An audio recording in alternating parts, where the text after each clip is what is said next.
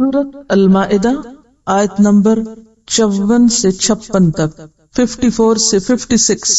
یا ایھا الذین آمنو، اے لوگو جو ایمان لائے ہو، جو ایمان کا دعویٰ کرتے ہو، من یرتد منکم عن دینہ، جو بھی تم میں سے پھر گیا اپنے دین سے، جس نے بھی اپنے دین سے روگردانی کی، تو اللہ کو اس کی کوئی پرواہ نہیں۔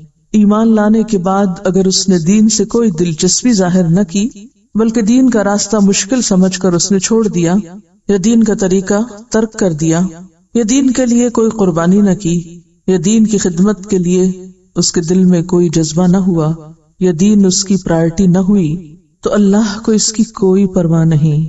اللہ اپنی مخلوق میں سے کچھ اور لوگوں کو لے آئے گا۔ فسوف یأتی اللہ بقوم، تو ان قریب اللہ ایک ایسی قوم کو لے آئے گا، یحبہم ویحبونہ، جو اللہ کو محبوب ہوں گے اور اللہ ان کو محبوب ہوگا، وہ اللہ کو پیارے ہوں گے اور اللہ ان کو پیارا ہوگا۔ اللہ کو بندوں کی ضرورت نہیں، نہ اللہ کا دین کسی انسان کا محتاج ہے۔ اگر کوئی کسی طرح بھی اس کے دین کی کوئی خدمت کر رہا ہے تو اس میں صرف اس کا اپنا ہی فائدہ ہے، وہ اللہ پر اور اللہ کی مخلوق پر کوئی احسان نہیں کر رہا، اور اگر کوئی ایسا سمجھتا ہے تو وہ دراصل خود کو دھوکہ دے رہا ہے، خود نقصان میں ہے۔ اللہ کو ایسے لوگوں کی کوئی ضرورت نہیں۔ اور اگر کوئی شخص یہ سمجھتا ہے کہ اگر اس نے دین کا کام نہ کیا تو دین کا کام ہوگا ہی نہیں، وہ انڈسپینسیبل ہے، تو یہ بھی اس کی بھول ہے۔ کوئی بھی ایسا نہیں جو انڈسپینسیبل ہو، ناگزیر ہو، جس کے بغیر دین کا کام نہ چلے۔ 1400 سال سے دین پھلتا پھولتا چلا رہا ہے، باقی ہے، قائم ہے، دائم ہے۔ اللہ ایسے لوگ پیدا کر سکتا ہے جو اللہ کو محبوب ہو، اللہ ان سے محبت رکھتا ہو۔ اور اللہ کیسے لوگوں سے محبت رکھتا ہے؟ جو اللہ سے محبت رکھتے ہیں، جن کے اندر خاص کوالٹیز ہیں، جو اللہ کی ذات کو ہر چیز پر مقدم رکھتے ہیں، جن کے دلوں میں اللہ کی عظمت اور بڑائی گھر کر گئی ہے، جو حنیفہ مسلمہ ہیں، جو خدا رخ ہیں، جو ہر چیز سے بڑھ کر اپنے رب کو چاہتے ہیں۔ والذین آمنوا اشد حبا للہ، اور پھر کیسے نہیں ہو سکتا کہ جو اللہ سے محبت رکھتا ہو اللہ اس سے محبت نہ رکھے۔ لیکن اس کی پہچان کیا ہے کہ واقعی اللہ ان سے محبت رکھتا ہے اور وہ اللہ سے محبت رکھتے ہیں؟ اس کی پہچان ہے اذلۃ علی المؤمنین، وہ مومنوں پر بہت نرم ہیں۔ اذلہ ذلیل کی جمع ہے، نرم، متواضع، نرم خو، نرم مزاج، فرما بردار۔ اذلۃ علی المؤمنین، مومنوں کے معاملے میں بہت ہی نرم ہیں، اپنے ساتھیوں کے لیے بہت نرم مزاج ہیں، متواضع ہیں۔ اعزۃ علی الکافرین، اعزہ عزیز کی جمع ہے، شدید ہیں، زبردست ہیں، عزت والے ہیں۔ یہاں اعزہ بد اخلاق کے معنی میں نہیں ہے یا جنگجو کے معنی میں نہیں ہے۔ عزیز کا معنی ہوتا ہے عزت والا، ناقابل شکست۔ یہ ذلیل کا اپوزٹ ہے، یعنی فرم۔ اعزۃ علی الکافرین، تو گویا اللہ سے محبت کرنے والے لازمی طور پر ان سب سے محبت رکھتے ہیں جو اللہ سے محبت کرنے والے ہیں۔ یہ نہیں ہو سکتا کہ کوئی شخص اللہ کی محبت کا دعویٰ تو کرے اور پھر وہ سنگ دل بھی ہو، سخت دل بھی ہو، دوسروں کے لیے اس کے دل میں نرمی نہ ہو، محبت نہ ہو، تواضع نہ ہو، اور وہ پھر تکبر سے خالی نہ ہو۔ جو اللہ کی بڑائی کو واقعی مان لیتا ہے وہ ذات کی بڑائی کے خول سے باہر آ جاتا ہے۔ جب ساری تعریف اللہ کے لیے ہے تو پھر وہ اپنی تعریف حاصل کرنے کے لیے کام نہیں کیا کرتا، یہ صرف وہ کام نہیں کرتا جس سے اس کو بڑائی کی غذا ملے، پھر وہ اللہ کے دین کی خاطر بڑی بڑی قربانیاں بھی دے سکتا ہے اور چھوٹے سے چھوٹا کام بھی کر سکتا ہے، معمولی سے معمولی کام کرنے کو بھی تیار ہو جاتا ہے، اور اسی کا نام جہاد ہے۔ یجاہدون فی سبیل اللہ، وہ اللہ کے راستے میں جہاد کرنے والے ہیں، جد و جہد کرنے والے ہیں، کوشش کرنے والے ہیں، انتھک محنت کرنے والے ہیں۔ اور یہ کوشش اتنی مسلسل کوشش ہے کہ کوئی چیز اس کے راستے میں رکاوٹ بنتی ہی نہیں، نہ کسی تعریف کرنے والے کی تعریف اور نہ کسی تنقید کرنے والے کی تنقید اور نہ کسی مخالفت کرنے والے کی مخالفت۔ اسی لیے ساتھ ہی فرمایا ولا يخافون لومة لائم، وہ کسی ملامت کرنے والے کی ملامت سے نہیں ڈرتے اور ڈر کر اپنا کام چھوڑ نہیں دیتے. جس کام کو انہوں نے حق جانا، ضرورت سمجھا، اسے کرتے چلے گئے ہر قیمت پر، ہر حال میں. ذالک فضل اللہ، یہ ہے اللہ کا فضل.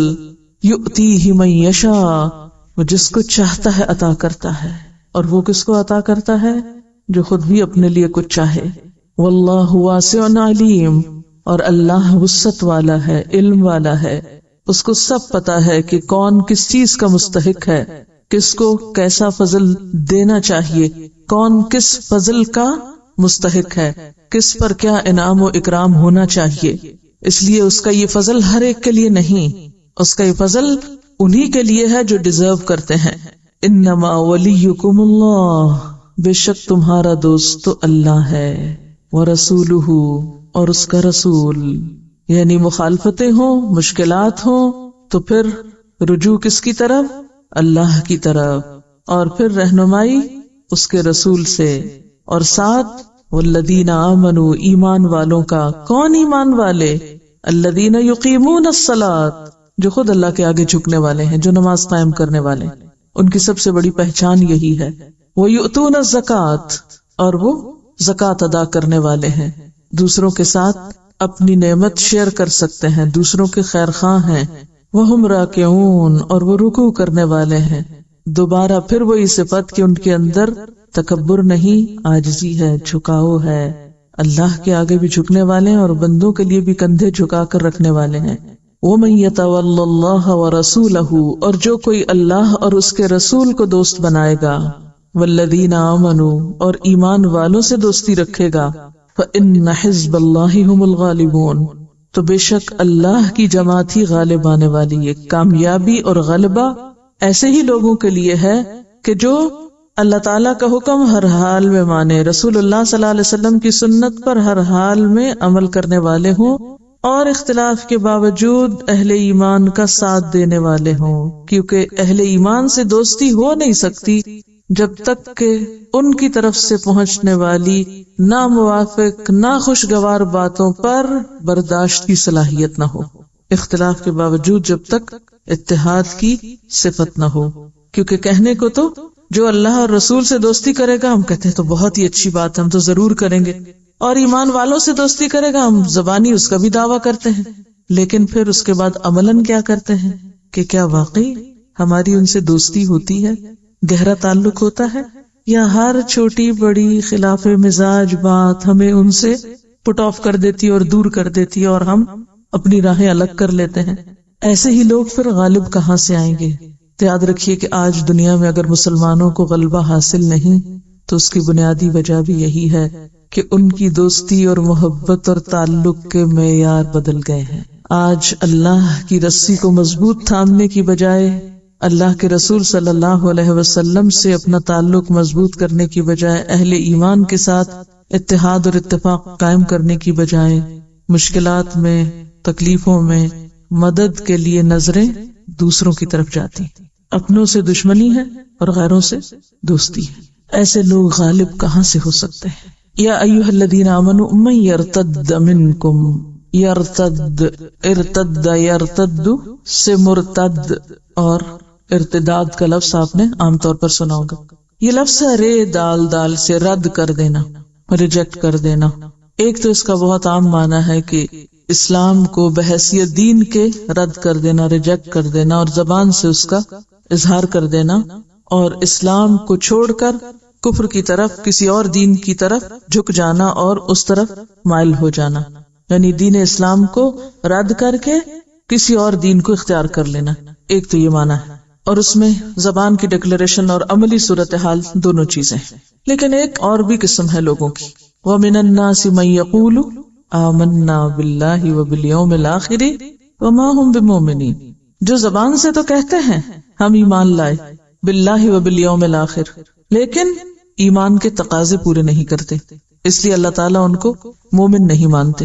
وَمَا هُمْ بِمُؤْمِنِينَ. تو یہ دوسری طرح کا ارتداد کیا ہے کہ خود کو مسلمان بھی ظاہر کرنا، اسلام کے دائرے کے اندر بھی رہنا، نام بھی مسلمانوں والا رکھ لینا، لیکن عملاً اسلام کے کسی اصول پر، کسی طریقے پر کوئی استقامت اختیار نہ کرنا، اور خاص طور پر دین کی خدمت کو اگر ہم لیں، من یرتد منکم عن دینہ، یعنی دین بحیثیت دین چھوڑنا ایک معنی، اور دوسرا دین کو اپنی عملی زندگی میں اختیار نہ کرنا اور دین کے تقاضوں کو پورا نہ کرنا، اور قربانی کی سطح پر دین نہ لینا، زبانی سطح پر لینا، قربانی کی سطح پر نہ لینا. یہ جملہ لکھ لیجئے، بہت سی چیز واضح ہو جائے گی. دین کو صرف زبانی کلامی لینا، جب دین کے لیے قربانی کا وقت آئے تو قربانی نہ دینا، اس وقت دین سے منہ موڑ لینا.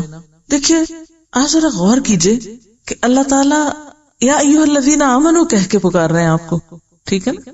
یعنی یہ کسی اور کی بات نہیں ہو رہی، یہ کس کی بات ہو رہی؟ میری اور آپ کی بات ہو رہی. ہم سے خطاب ہے، ہم سے کہا جا رہا ہے اگر تم نے ایسا کیا کہ دین میں ہوتے ہوئے پھر دین کو چھوڑ دیا، اس سے منہ موڑ لیا، ویسے دیندار ہو لیکن قربانی کرنی پڑے، کوئی مرضی کے خلاف کام کرنا پڑے، یا کہیں مال خرچ کرنا پڑے، یا وقت لگانا پڑے، یا نازک مزاج پر کوئی چیز بھاری پڑ جائے، تو پھر کیا کرے انسان؟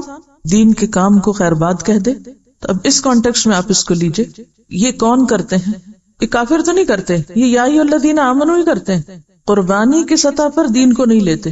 یعنی دین جب ہم سے کسی چیز کو دینے کا مطالبہ کرے، خواہ وہ کوئی بھی چیز ہو، خواہ ہماری عزت ہو، وقت ہو، مال ہو، پسند ہو، خواہشات ہو، کچھ بھی ہو، تو اس وقت ہم اپنا دامن چھڑا لیں، پیچھے ہٹ جائیں. ارتداد کیا ہوتا ہے؟ پیچھے پلٹنا، ہم پلٹ جائیں.